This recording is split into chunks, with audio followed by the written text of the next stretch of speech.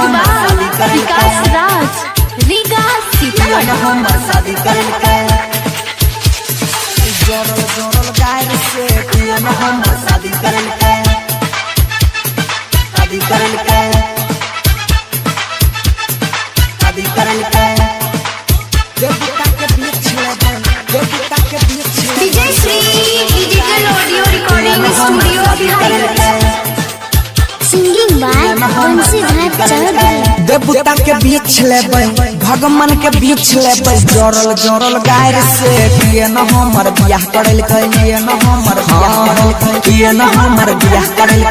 भैया के साइड से किए न हमर बियाह करल भैया के साइड से किए न हमर बियाह करल देवता के बीच लेबै भगवान के बीच लेबै जोरल जोरल गाय से हो किए न हमर बियाह करल किए न हमर किए न हमर बियाह करल भैया के साइड से किए न हमर बियाह करल भैया के साइड से हो किए न हमर शादी करल किए न हमर शादी करल Vijay Shri digital audio recording studio Biharigunj singing by Bansidhar Chaudhary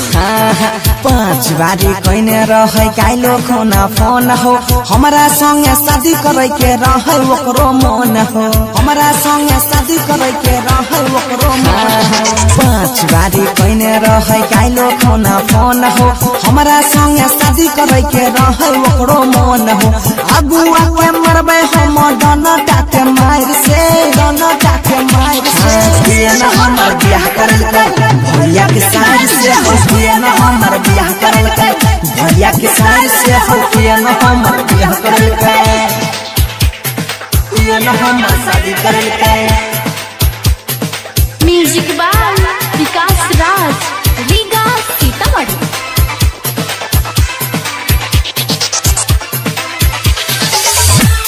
किए न हमर शादी करल किए न हमर शादी करल digital audio recording studio Biharigunj singing by Bansidhar Chaudhary बड़ा सुंदर लागे रहे भौजी के बहिन हो ओकरा बिना नींद न आवे हमरा रातो दिन हो ओकरा बिना नींद न आवे हमरा रातो दिन बड़ा सुंदर लागे रहे भौजी के बहिन हो ओकरा बिना नींद न आवे हमरा रातो दिन हो पशुपति जन रहे एकरा कुमार से एकरा कुमार से न हमर शादी करल भैया के साइड से हो किए न हमर बियाह करल भैया के साइड से हो किए न हमर बियाह करल